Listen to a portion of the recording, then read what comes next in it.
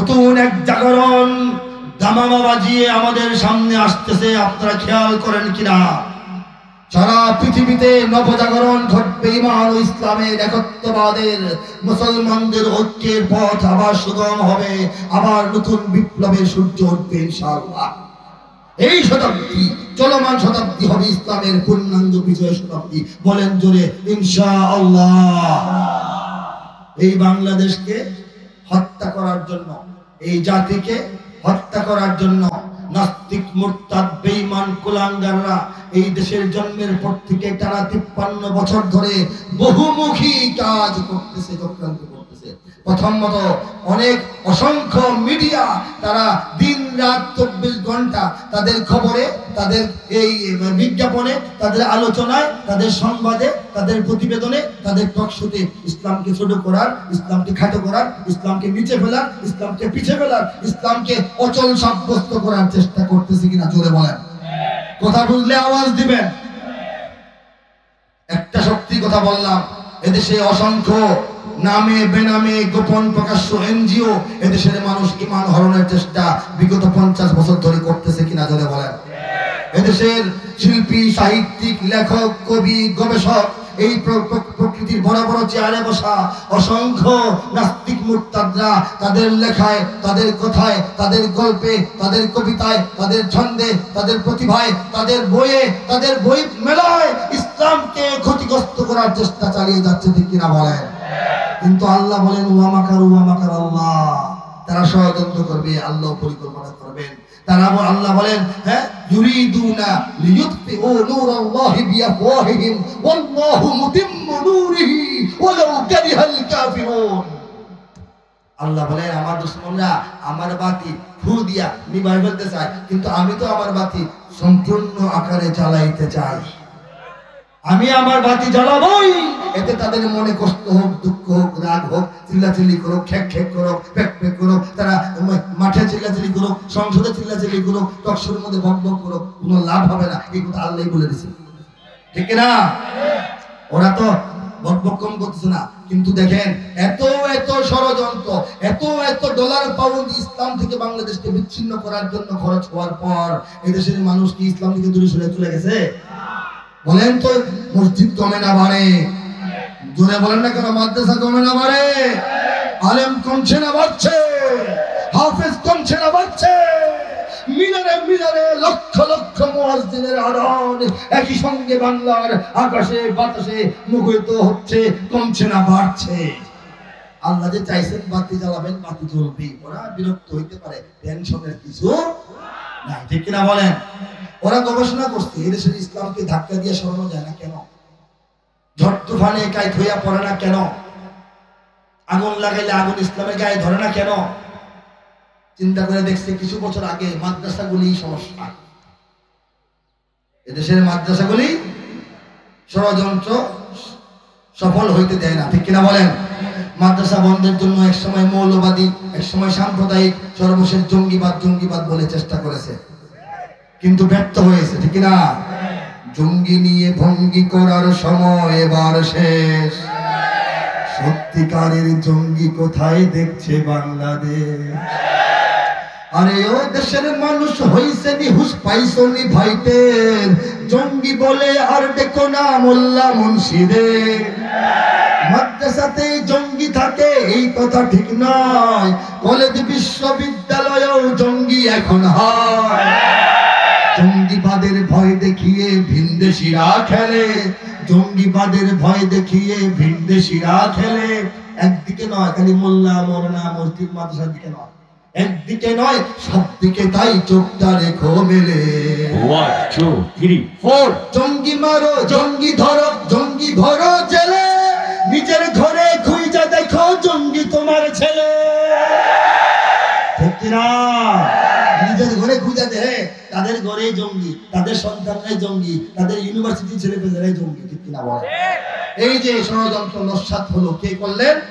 আল্লাহ করলেন। মাদ্রাসার চিন্তাটা আপাতত থামাইছে, মাদ্রাসা চিন্তাটা কি করছে? থামাইয়া গবেষণা করতেছে আর কি সমস্যা, আরো বড় সমস্যা খুঁজে পাইছে, আরো বড় সমস্যা খুঁজে পেয়েছে তারা। ইসলাম ধ্বংস করতে না পারার কারণ খুঁজে পেয়েছে, সেটা হচ্ছে কোপে লাঙ্গল এক কোপে, সবাই জানেন না প্রবাদটা? চেলি বলেন লাকড়ি বলেন, একটা লাঙ্গল বানাইতে আস্তে আস্তে চেঁচে চেঁচে কুপিয়ে কুপিয়ে ঘষে ঘষে সুন্দর করে 6 মাসে বানাইতে হয়। কিন্তু এটা যদি চুলার মধ্যে লাকড়ি হিসেবে ঢুকাইতে চান, এটা একটা কোপ দিলেই যথেষ্ট, ঠিক কিনা? 100 কাউয়ার জন্য একটা ঢিল নাহারাঙ্গি, কি বলেন? 100 কাক বসে আছে, 100টা ঢিল মারতে হবে? একটা অ্যাঙ্গেল মতো মারলেই কাজ হয়ে যাবে। কাজেই ওরা মিডিয়া দিয়া, তাদের সাহিত্য দিয়া, তাদের সংস্কৃতি দিয়া, তাদের বৈশাখ দিয়া, তাদের অনেক রকমের প্রচারণা দিয়া, পাঠ্যপুস্তক পরিবর্তন কইরা তারা সারা বছরে ইসলামকে যদ্দূর দূরে সরায়, যদ্দূর মানুষকে ভুল বোঝায়, 3 মাসের মাহফিলের জোয়ারে সব ভেসে যায়। কাজেই মাহফিল বন্ধ করতে হবে, তারা ঠিক করেছে। প্রথমে কি করেছে? বলেছে নেতৃবৃন্দ, নাস্তিক মুরতাদদের মাহফিলের কারণে আমাদের জাতীয় সংস্কৃতি, যাত্রা হাউজির নাচ গান কমে যাচ্ছে, মাহফিল কমিয়ে যাত্রা হাউজির অনুমোদন বেশি দেওয়া দরকার। কিন্তু বাস্তব হয় নাই। আরেকবার চিন্তা করেছে মাহফিলগুলি যাতে কম হয়, এই জন্য খুব কঠিন করবেন, এটা আমাদের শর্ত সারায়েত। কোথায় করবেন, কে আসবে, নাম ঠিকানা দেন, বাপদাদার ঠিকানা দেন, আর শর্ত সারায়েত দিতে দিতে এই অনুমতি পাইতে পাইতে মাহফিল হয় না। এই অবস্থা 2-3 বছর গেছে কিনা বলেন? এতে কাজ হয় নাই, বাংলাদেশের মানুষ মাহফিল ছাড়ে নাই। এরপরে কি করবে তারা? 116 জন আলেমের নাম লিস্ট করে ছাড়লো। এই 116 জন আলেম নাকি এই দেশের একদম সব বানাস করে ফেলতেছে, এরা জাতিকে ধ্বংস করে ফেলতেছে, এরা এই করতেছে সেই করতেছে। 116 জন বক্তা আলেমের নাম লিস্ট হয়েছিল। আপনারা কে কে জেনেছেন হাত তুলেন। তাহলে আওয়াজ নাই কেন মুখে? আমি তো ভাবতেছি যে অন্য দেশে বাংলাদেশের কাহিনী বলতেছি, ঠিক কিনা বলেন? 116 আলেম এক ঘরানার নয়। সবাই তো আমিও চিনি না, আমারও সবাই চিনি না। এই মৌলানার নাম ছিল কিনা? আশরাফি মৌলানা ছিল না? যাই হোক, আল্লাহ কবুল করে নাই, দ্বিতীয় বেঁচে। যাই হোক, মাশাআল্লাহ, সাহসী আলেম, মুজাহিদ আলেম, আল্লাহ কবুল করুন। 116 আলেমের নাম দিছে, যাদের মধ্যে নিজেদের মধ্যেই অনেক দূরত্ব না, বিভিন্ন লাইনের বিভিন্ন তরিকার আলেম। কিন্তু একটা শিক্ষা আমরা পেলাম, আমরা যদিও তরিকায় তরিকায় বিভক্ত, মঞ্চ থেকে একে অপরের গালিগালাজ করা আমাদের অভ্যাস, কিন্তু শত্রু যখন তালিকা করবে মারার জন্য, ধরার জন্য, ক্ষতি করার জন্য, ধ্বংস করার জন্য, স্তব্ধ করার জন্য, তখন তরিকা ভাগ ভাগ করে না, সবাই এক কাতারেই নাম লিখবে। কাজে আমাদের ঐক্যবদ্ধ হওয়ার চেষ্টা করাটাই উত্তম এবং উচিত, ঠিক কিনা বলেন? 116 তালিকা ওরা বলেছে টানা 1 বছর গবেষণা করে এই তালিকা বের করা হয়েছে। অথচ এই তালিকার মধ্যে 3-4 জন ছিল যারা নাকি দুনিয়াতে নেই, আগে মরে গেছে। আর 3-4 জন ছিল যারা কলকাতায় বাংলা ভাষায় বয়ান করে, বাংলাদেশের মৌলানাই না। 1 বছরের গবেষণা, কত উন্নত গবেষণা চিন্তা করে দেখে। মিথ্যাচার বাটপাড়ির তো শেষ থাকা দরকার। এটা স্বরাষ্ট্রমন্ত্রী হাতেও নেয় নাই, বলছে এটা একটা ভুয়া ব্যাপার এবং এটা জনগণ, ইসলামী জনতার প্রতিরোধের মুখে পড়ে এটা ডাইল। এখন কি করবে বলেন তো? মাহফিলগুলিকে বন্ধ করার জন্য কি করা যায়? যারা কথা বলতে ভয় পায় না, যারা কবিতায়, সঙ্গীতে, বক্তৃতায়, আলোচনায়, সুরে এবং ওয়াজে এদেশের মানুষকে চাঙ্গা করে, সব কোপে লাঙ্গল এক কোপে চেলি বানায় দেয়, 100 কাউয়ার জন্য একটা ঢিল মেরা দেয়, এইসব আলেমদেরকে কিভাবে প্রতিহত করবে? করার জন্য এই বছরের লেটেস্ট চক্রান্ত, মনে না শুনেন, এটা হলো আগের চক্রান্ত বললাম, অনুমতি দিতে গিয়া অনেক মাহফিল নষ্ট করছে, 116 তালিকা করে চেষ্টা করছে, অনেক কিছু হয়েছে। ভাঙিয়া বললে মাগরিব পার হয়ে যাবে। লেটেস্ট চক্রান্তটা হলো মাহফিলের মঞ্চ থেকেই মাহফিলের বিরুদ্ধে কথা বলাইতে হবে।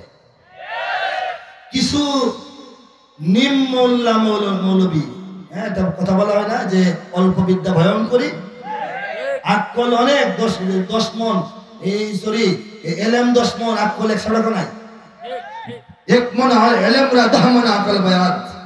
1 মন এলেম দিয়া কাজে লাগাইয়া উপকৃত হওয়ার জন্য, দ্বীন ইসলাম এবং উম্মতকে উপকৃত করার জন্য 1 মন এলেম দিয়া 10 মন আকল থাকতে হয় মানুষের মাথায়, ঠিক কিনা বলেন?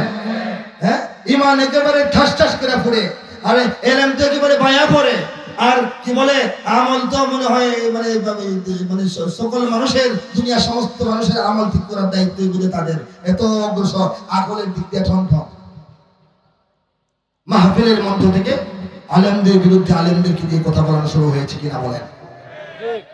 এইটা করতে করতে করতে করতে এক সময় তারাই যারা আমাদের দুশ্মন তারা বলবে এই যে অমুক হুজুরের এই সমস্যা, অমুক আলেমের সেই সমস্যা, তমুক আলেমের সেই সমস্যা, মাহফিলগুলির মধ্যে খালি এই কুটনামি হয়, মাহফিলগুলির মধ্যে একে অপরের বিরুদ্ধে কথা হয়, দিনের আলোচনা হয় না, মাহফিলগুলি কমায় আনেন, বন্ধ করেন, সব আলেমকে অনুমতি দেন না, আলেমের তালিকা করেন, কিছু আলেম রাখেন, কিছু আলেম বাদ দেন, এইসব করবে কিনা বলেন? ওই কাজটা করার জন্য আমাদের ভিতর থেকে আমাদের চেহারা স্রোত আমাদের মতো কিছু লোক, কিছু আহমক না বুঝা করতেছে, কিছু দুষ্ট টাকা পয়সার লোভে হয়তো বা করতেছে, বলতে পারি না, ঠিক কিনা বলেন? এই চক্রান্ত থেকে সাবধান হতে হবে। এই চক্রান্তের সঙ্গে যারা জড়িত তাদেরকে খুব তাড়াতাড়ি চিনতে হবে, চিনতে দেরি হলে ক্ষতি হয়ে যাবে, ঠিক কিনা? আমি আরো ভেঙে চলে বিস্তারিত বিষয়ে বলার প্রয়োজন আছে বলে মনে করলাম না।